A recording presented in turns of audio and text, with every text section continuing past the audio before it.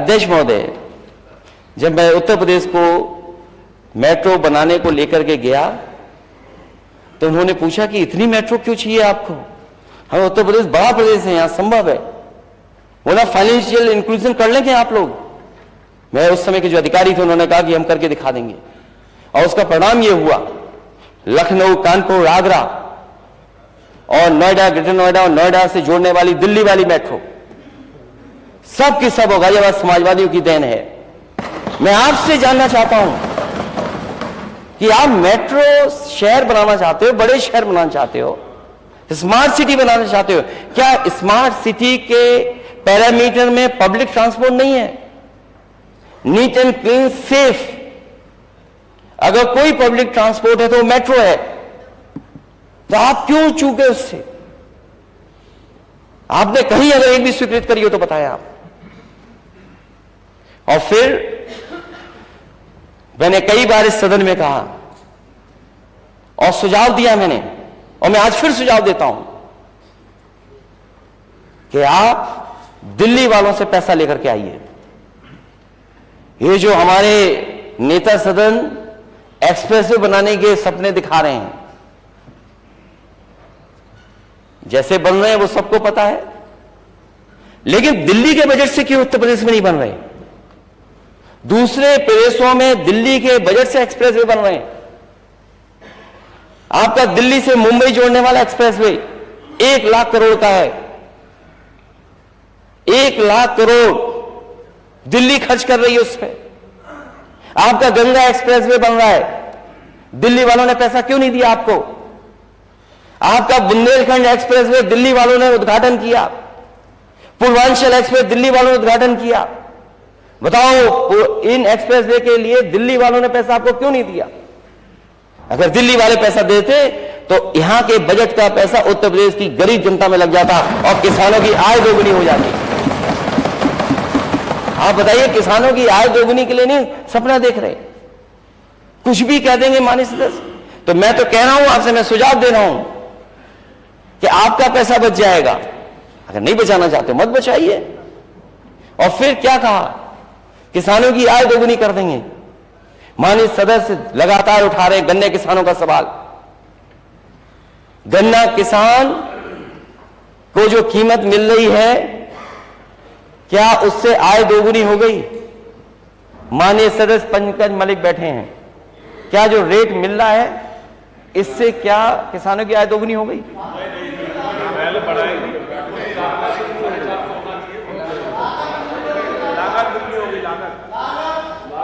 यहां वाले तो कह रहे हैं लागत कितनी बढ़ गई है। बताइए, डीजल, पेट्रोल, खाद, कीटनाशक दवाइयां और आपका जीएसटी ऊपर, ट्रॉली से लेकर के ट्रैक्टर पे।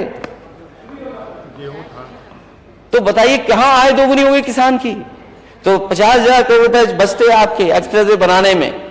किसानों को मंडी और एमएसपी मिलने में सुविधा मिलती है, आपको कुछ मदद कर सकते थे आप किसानों की। धान की खरीद, अध्यक्ष महोदय बताएं कहां कहां होगी धान खरीद? जो यहां पर खेती करने वाले लोग हैं, बताइए कहीं धान खरीदा गया हो तो बता दो।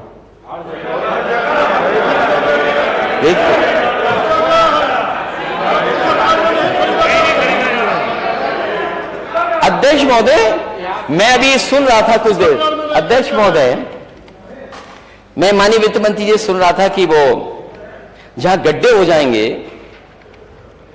और गड्ढे की पहले फोटो होगी, पहले वीडियो बनेगा, गड्ढा भर जाने के बाद फिर फोटो होगी, फिर वीडियो बनेगा, और जीपीएस और जीआईएस के माध्यम से उस लोकेशन का पूरा आइडेंटिफिकेशन होगा। यही तो कहा था आपने। तो आप ये बताइए, जो केंद्र लगे हैं, आपका जीआईएस और जीपीएस क्या बोल रहा है? कितने खरीद केंद्र पर लगे हुए हैं? कहां पर धान खरीदा जा रहा है? आप ये कैमरा लगा दें वहां पर। हमारे सदस्यों ने मांग की और बहुत से किसान इस बात को चाहते हैं, जहां पर धान खरीद हो रही है वहां पर लगाइए सीसीटीवी। क्यों नहीं लगाते हैं आप? क्यों ट्रांसपेरेंसी नहीं चाहते आप? क्यों कुछ ही लोगों से पूरा धान खरीदना चाहते हैं आप? और मंडी अगर कहीं बनी हो किसानों की मंडी, बता दीजिए एक सरकार ने बनाई हो। आपको एग्रीकल्चर इंफ्रास्ट्रक्चर के लिए पैसा मिला। इस सप्लीमेंट्री बजट में किसान के लिए क्या है, मंडी के लिए क्या है, जो सबसे पहला स्थान है जहां किसान को उसकी आय बढ़ सकती है। आपने क्या कहा कि हम किसानों की आय बढ़ाएंगे, दोगुनी कर देंगे, लेकिन मंडी कहां है जहां पर किसान अपनी कीमत पाएगा? आप एमएसपी दे दीजिए, या वो जहां पर खरीदा जाएगा वो स्थान बताइए आप। गेहूं को लेकर की अलग बात है, वो मार्केट की वजह से गेहूं का रेट मिलता है, ये सरकार की योगदान नहीं है उसमें, क्योंकि मार्केट में गेहूं की डिमांड ज्यादा है, उस वजह से किसान को हमेशा गेहूं का रेट अच्छा मिलेगा। और फिर महंगाई आप बताइए, सरसों का तेल कहां पहुंच गया, रिफाइंड तेल कहां पहुंच गया? हम मानिए नेता सदन मिले थे, मजदूरों से पूछते, मजदूर भाइयों को तेल कितने में खरीदना पड़ रहा है? आपको वोट चाहिए था, आपने रिफाइंड तेल भी दिया मिलावट वाला, नमक भी दे दिया, क्या अभी मिल रहा है क्या?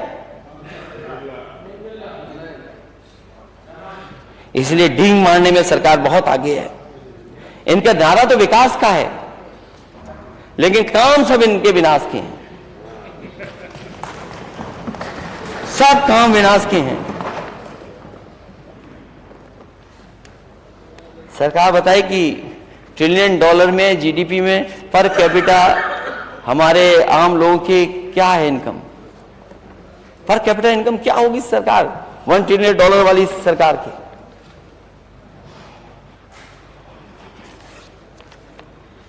मुझे खुशी हुई इस बात की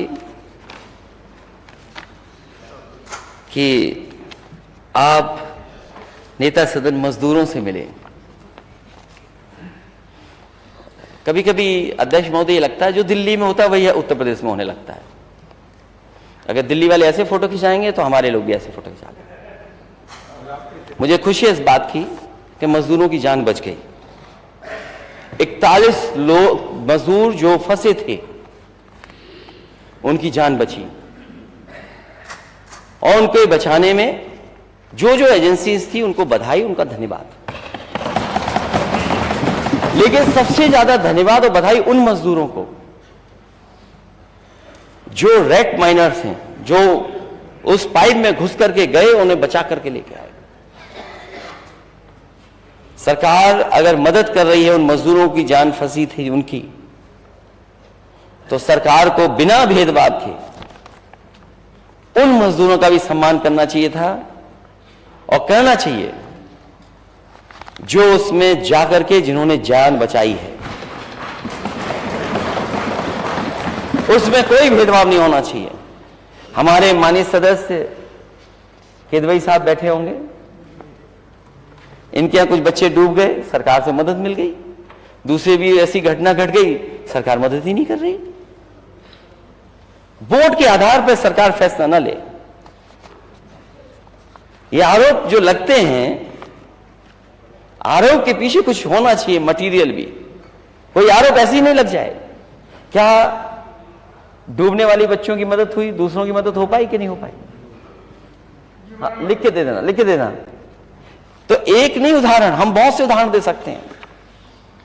मुझे खुशी इस बात की कि हालांकि अंग्रेजी में मैंने अखबार पढ़ लिया था, उसी की कॉपी मेरे हाथ में इस समय है, कि जब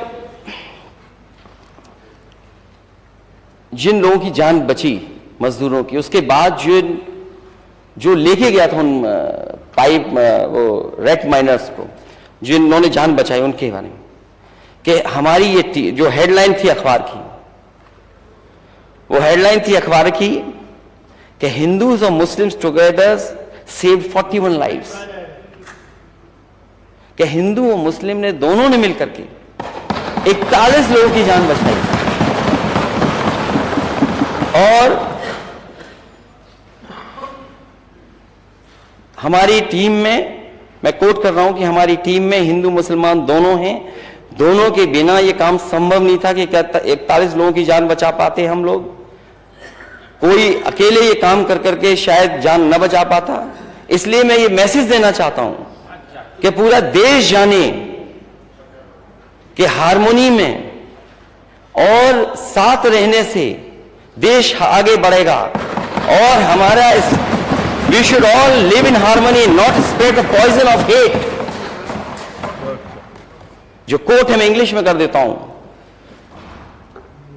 In our team there are both Hindus and Muslims, and people from both religions worked hard to save these 41 lives. None of them could have done this alone, and this is the message I want to give it to everyone. We should all live in harmony and not spread the poison of hate. We all want to give our 100% for the country. Please convey my message to everyone. सोचो आप अध्यक्ष महोदय, ये बड़ा संदेश है. एक सामान्य व्यक्ति ये बात कह रहा है कि ये संदेश जाए कि जो हम एक दूसरे में खाई पैदा करते हैं, उससे हमारा देश और समाज आगे बढ़ने वाला नहीं. एक एग्जाम्पल है. और क्योंकि नेता सदन उसी प्रदेश से आते हैं, इसी तरह अध्यक्ष महोदय, एक मां ने 24 मजदूरों की जान बचाई थी. जब उस मां को पता लग गया कि पीछे से पानी आ रहा है, वो अपने बेटे को फोन मिलाती रही फोन. कई फोन मिलाने के बाद थोड़ी देर बाद जब फोन उठा तो उसने कहा कि पीछे से पानी आ रहा है, सब मजदूरों को इससे बाहर निकाल दो. उस मां की वजह से 24 मजदूरों की जान बची थी. और उस समय अध्यक्ष महोदय हमारी सरकार नहीं थी, क्योंकि एक मां ने उन मजदूरों को बचाया था. एक अपने बेटे के माध्यम से उन मजदूरों की जान बची थी. समाजवादी पार्टी ने उस मां को 5 लाख रुपए देकर के उसको सम्मान देने का काम किया. 41 लोगों की जान बचाने वालों को, $1 ट्रिलियन इकोनॉमी का सपना देखने वाले, बड़ी बड़ी डींग हाँकने वाले लोग, क्या उन परिवारों की मदद नहीं करेंगे आप? कम से कम सम्मान दो उन्हें. यहां भेदभाव हो सकता है मदद के लिए, यहां मदद जो अब अगर हम मांगे तो भेदभाव है, लेकिन कम से कम ऐसे बड़े काम के लिए आपको मदद करनी चाहिए. और हमारे देश की संस्कृति बताती है, देश का इतिहास बताता है कि हम सब मिलके रहे हैं. हमारी ये मिली जुली संस्कृति है, हम सब मिलकर के रहते हैं और मिलकर के इस देश को आजादी दिलाने का काम किया है. चाहे वो 1857 हो, चाहे बाद की बात हो. आज भी हमारी ग्रोथ, दोनों मिलकर रहेंगे तो ग्रोथ ज्यादा बढ़ेगी. अभी कुछ साथी चिंता कर रहे थे जाति जनगणना को लेकर के. अध्यक्ष महोदय, पूरा देश चाहता है जाति जनगणना हो, और अंतोगत्वा मैं कहता हूं, on the floor of house कह रहा हूं, मैंने पहले भी प्रेस में कहा, ये बीजेपी के लोग भी जाति जनगणना में खड़े हो जाएंगे. देखिएगा, ये समय आएगा कि बीजेपी के लोग भी कहेंगे हां जाति जनगणना होनी चाहिए. पूरा देश चाहता है. कभी कभी आरोप लगता है कि समाजवादियों ने क्यों नहीं किया. मैं केवल एक एग्जांपल देना चाहता हूं अध्यक्ष महोदय आपके माध्यम से, कि जिस समय मेरिट की भर्ती हुई थी पुलिस की, और उसी समय एक फैसला आ गया था आरक्षण को लेकर के. हाई कोर्ट और सुप्रीम कोर्ट के झगड़े के बीच में हम लिस्ट को नहीं जारी कर पाए थे पुलिस भर्ती की. वो मेरिट की भर्ती थी, रिजल्ट बन चुका था, और जब कोर्ट के आदेश के बाद वो सूची जब जारी की गई, तो जो सूची जारी की थी उसमें पहले जो व्यवस्था थी आरक्षण की, उस व्यवस्था के तहत वो सूची बनी थी और उस सूची को जारी कर दिया गया था. लेकिन कुछ अधिकारी और सरकार क्योंकि नई आ गई थी, तो उस सरकार ने कहा कि नहीं, ये पुरानी आरक्षण व्यवस्था नहीं लागू होगी, नई आरक्षण व्यवस्था लागू होगी. और जब नई आरक्षण व्यवस्था लागू के तहत वो सूची जारी की गई, तो 1700 नौजवान जो पिछड़े थे, दलित थे, उन्हें नौकरी से बाहर निकाल दिया गया था. उनकी भर्ती जनरल में हो गई थी और उन्हें नौकरी से बाहर निकाल दिया गया, ये कहकर के कि अब नई आरक्षण व्यवस्था लागू हो गई. जिन्होंने खुशियां मनाई थी, जिनके घर परिवार के लोगों ने बधाई दी थी, वो 1700 नौजवान नौकरी पाने के बाद, लिस्ट में आने के बाद बाहर निकाल दिए गए थे. जब से ये नई व्यवस्था लागू हुई है आरक्षण की, जो मूल भावना थी मंडल कमीशन से, उससे हम डाइवर्ट हुए हैं. तब से पूरे देश में यह आवाज उठी है कि जाति जनगणना होनी चाहिए और जाति जनगणना के बाद आबादी के हिसाब से सबको हक और सम्मान मिलना चाहिए। क्या यही तो सबका साथ सबका विकास है? क्या हम गलत बात कह रहे हैं क्या?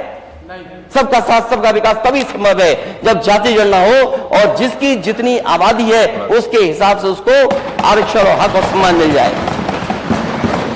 क्योंकि सरकार में रहना है इसलिए विरोध करना जरूरी है। सरकार में क्योंकि लॉलीपॉप मिल गई है, कुछ केक पेस्ट्री भी खा रहे होंगे, लड्डू भी खा रहे होंगे सरकार के, इसलिए सरकार के खड़े रहना है। और कुछ लोग तो फिल इन द ब्लैंक्स है सरकार के, रिक्त स्थान भरो, फिल इन द ब्लैंक्स है कुछ लोग। आप पूछ लीजिए जो भी नेता सदन है, हालांकि वो इंजीनियर है। मैं आपसे कहूंगा, नेता दूसरे दल के हैं, अध्यक्ष महोदय, उन 1700 बच्चों को निकाल के बुलाइए कि क्या उनके साथ गुजरा। और सबसे पहला बच्चा जो नौकरी से निकला था, जो उस आंदोलन को लीड कर रहा था, ये तो सदन से ही चले गए। ये हमारी वजह से नहीं गए होंगे, कुछ कटी पतंग हैं, कटी पतंग। नेता सदन कोई सीट नहीं मिली क्या? या सीट में कम लोग थे या ज्यादा लोग थे? सबसे पहले एक कुशवा नौजवान था, वो आंदोलन को लीड कर रहा था, उसकी नौकरी गई थी। वो 1700 बच्चे पिछड़े और दलित थे, इसलिए तब वो मांग उठी है और उसके बाद से मांग जाति जनगणना की शुरू हुई। मुझे याद है लोकसभा में मैं मेंबर था, उस समय कांग्रेस पार्टी की सरकार थी। कांग्रेस पार्टी के उस समय की लीडरशिप से न केवल नेताजी ने बल्कि शरद यादव जी ने, आदरणीय लालू प्रसाद यादव जी ने, और दक्षिण भारत के जितने नेता थे, जितने दल थे, उन सब नेताओं ने मांग की थी कि जाति जनगणना होनी चाहिए। उस समय कांग्रेस पार्टी ने आश्वासन दिया कि हम आंकड़ा जारी करेंगे, आंकड़े लेंगे, लेकिन कभी आंकड़े नहीं आए। 1931 के बाद, आजादी के बाद, अगर किसी ने जाति जनगणना रोकी थी तो वो कांग्रेस पार्टी थी। उसी रास्ते पे बीजेपी चल रही है, उसी रास्ते पर। और आप हमसे जुड़े रहने के लिए सब्सक्राइब करें YouTube पर, फॉलो करें Twitter पर और लाइक करें Facebook पर। और ज्यादा जानकारी के लिए आपको टाइप करना होगा सिर्फ न्यूज़ नशा।